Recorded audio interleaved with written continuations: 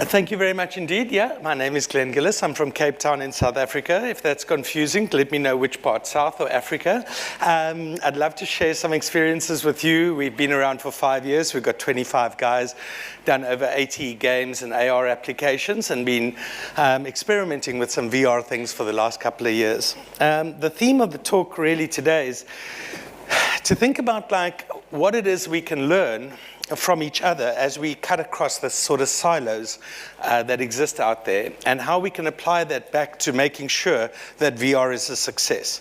Now, it sounds a little weird to say that, given that this whole conference is going on and there's so much hype out there, but if we look back at the history of technology, there are a couple of patterns that we can pick up, and it's these patterns that I'd like to kind of share with you and hopefully inspire you to join this epic calling to kind of save VR from itself and in a way from ourselves. So I hope that's in line with your expectations. Of course, it all starts with a story, doesn't it? Some say that Africa was where storytelling was kind of invented, and it doesn't matter why you choose to do this. That's how we make meaning of a sense of the world around us, is through story, more so now than ever before. And as we engage with our audience and we're able to get feedback and interact with them so we can inspire their theater of the mind. I just love that expression, and it's something we should hold on to when it comes to developing VR experiences, because we're going to go back to this idea of theater of the mind. But the underlying purpose of a story is what's really important. And they generally tend to fall into these 4 different categories. Of course, I want to take you on an emotional roller coaster ride, highs and lows. Hopefully this talk will deliver some of that, just kidding. But we've always wanted to entertain each other around the fires, whether they're campfires or any other kind. And I need to educate you. And some have said before that speech was perhaps the first virtual reality. I was able to say to you that over that hill, there were buffaloes. You couldn't see the buffaloes, but I will take you on this journey with me, and I will show you how to kind of how to hunt them down. And I might make a little notation on a cave painting somewhere. And of course, as the economies grew around this, we wanted to transact. We wanted to sell stuff. And finally, we have this innate human desire to share news and gossip and scandal. And so those are the 4 main purposes of technology. So whether it was books that first separated us from our audience and allowed us to get to mass audiences, or in fact TV, the same thing holds true. Of course, we want to keep people engaged and entertained. And we do that particularly well. Sometimes we manage to blend these 2 things together. And of course, TV wouldn't be anything without the ads in between that used to fund it, Netflix, that have required these new models. So of course, these platforms only came into existence because they met all 4 characteristics here. But something happened along the way. As we gained this mass audience, we lost the connection with that audience. We lost the ability to interact with that audience. But thankfully, along came the Interweb. And so again, we were able to use this technology where everybody could become a broadcaster and have nervous breakdowns in public. And suddenly, education was changed. MOOCs, massively open online courses, where we were able to engage and give access to people which before would never have been possible through any other technology. Google, amongst others, has profoundly impacted the way that...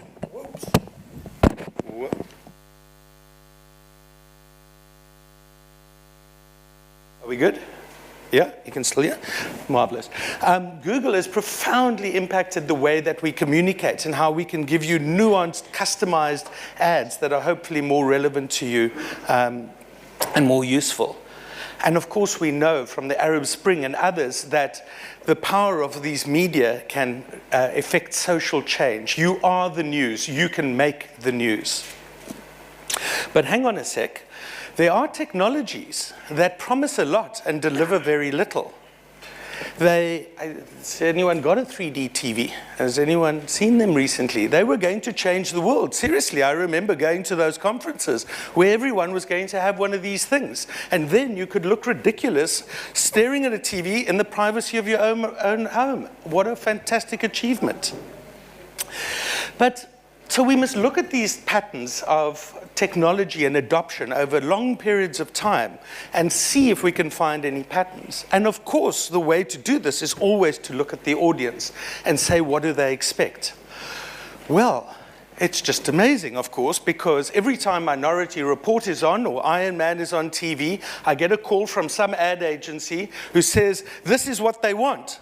And I'm like, it hasn't yet been invented. Phone Magic Leap and see if you can get in. It doesn't yet exist, because the reality is what ad agencies, no disrespect intended, did previously was they would take a print ad that you were hoping to ignore in the magazine and take a YouTube version of their TV ad, and they would link them using AR. That's a terribly crap user experience. I was trying to ignore both of them, and you haven't really enriched anything. But this technology is coming out of its 5-year disappointment curve. I think the future is augmented reality for now. Let's hold this virtual reality thing for later. Because, of course, again, the expectation of our customers and our clients is this. And the reality is that.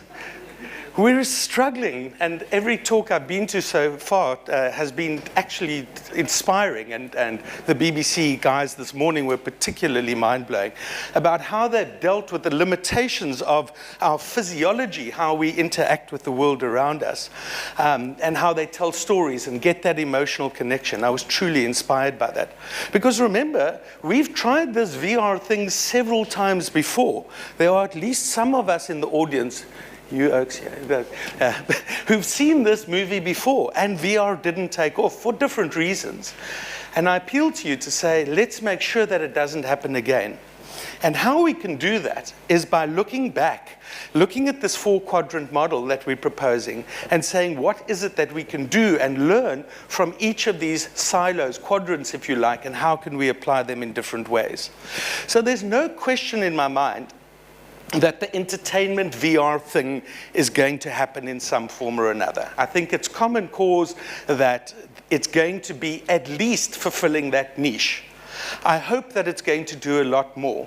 And I'd like to suggest that there's a lot that we can learn from entertainment, from game design, that we can apply in other areas. Because I think the magic is going to lie in making sure that it works in all 4 of those quadrants in order for entertainment, for this as an entertainment platform to really get to scale. How many of you have seen the Samsung Gear demo of this DNA lab? If you haven't, please make sure that you download it. It's the most profound experience. This guy took a $100 million lab with DNA sequencing equipment and all the most amazing equipment that nobody would ever be able to get to except for a handful of scientists around the world. And he made it a gear experience where anybody else could get access to an actual real piece of equipment with a real DNA sequencing algorithm running in the background. Now, if I was a big pharmaceutical company and I wanted to attract the very best talent into this industry from different areas, and I wanted diversity in my team, we know how we're struggling just to get young girls interested in so-called STEM subjects, science, technology, engineering, and maths. You give them access to this, and the world changes. So brands can have a profound impact and will benefit enormously from real educational experiences. And many brands will tell you that they are about their stories, but that we need to educate you on their brand purpose. Well, come on. Create real value that really resonates with your principles and your philosophies. If you're an engineering brand, go on, engineer. Make a game, make a VR experience that really speaks to that brand. And oh, by the way, don't shout at us that was what you did on TV. You have to play this by our rules because it needs to be a voluntary experience. We know that one of the primary characteristics of a game is that it is a voluntary experience. Its opposite is called work, and that's why they've got to pay us to do it. So if we as game designers can take that skill and get people to volunteer to teach, to learn, to educate themselves and do that wrapped around a brand experience, we might well be onto something. Yes, we want to sell. Yes, of course, it's going to be through virtual shopping experiences where you can create the very, very best of the real world with online shopping and somehow not have to navigate through cumbersome menu structures. But we know that there's going to be so much more. We're seeing now that in this space, it's being driven largely by these wow experiences. So whether you are Marriott as a hotel group or some other lifestyle brand and you want to transport people across the world and get them immersed into that environment, that's all great. That's all okay. But so what? What happens next? How do I truly engage with that world? And how do I interact with your brand that is meaningful? Because if it doesn't do that, it is just going to be that, and that's a wow experience and pretty much nothing else. Property brands. I can't think of a single category of company that wouldn't benefit from setting aside these ideas that have permeated the communication departments, the marketing departments, and not benefit from VR. But what it is going to take is us leaving a lot of our assumptions sort of on the table. Because again, it isn't about being shouty, about being one way. It's about being truly interactive and engaging. And here's one that's really interesting for me. Study after study is showing that young kids seem to have much lower levels of empathy than ever before. Perhaps it's staring at the screen that makes this disconnect. But I think you'll agree that bringing up another generation of psychopaths isn't exactly what we need right now, Donald Trump. And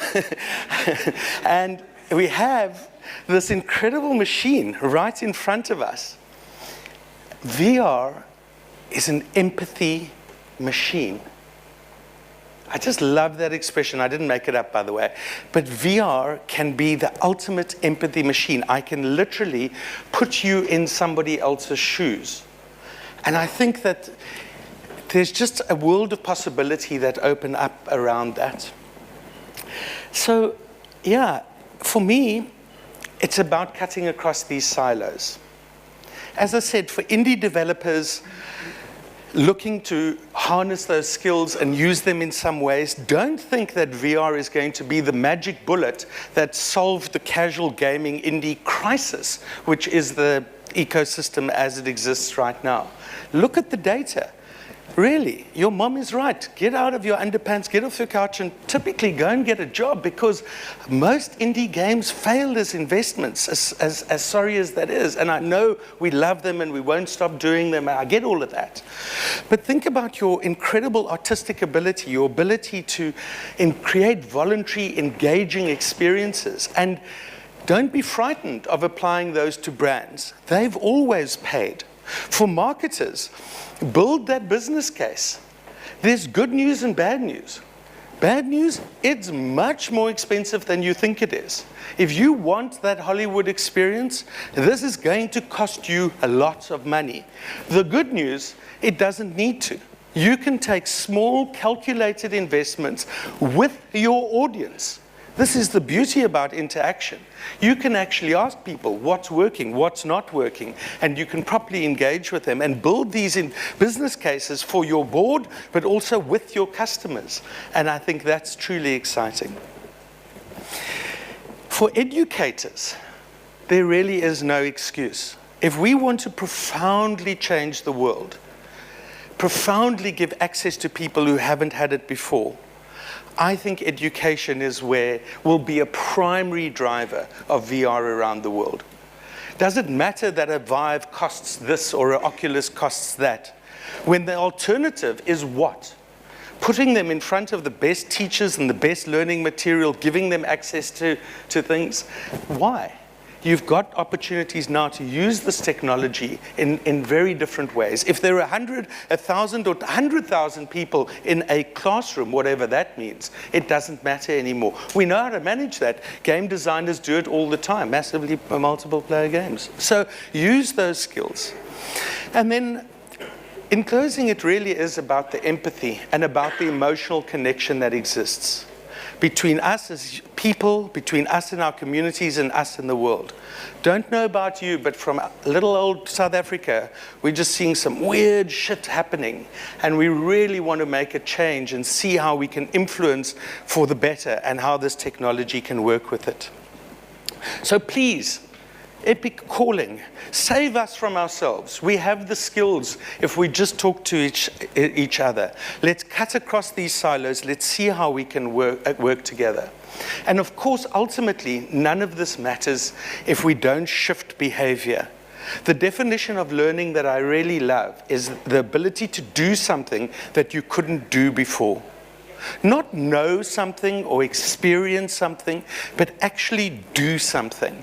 And that measurement, that ability to shift not only attitudes, but also behavior is what inspires us at SeaMonster to really work with brands, with big corporations, with government agencies, to see how we can tell stories and use animation and games to, and hopefully virtual reality to change the world.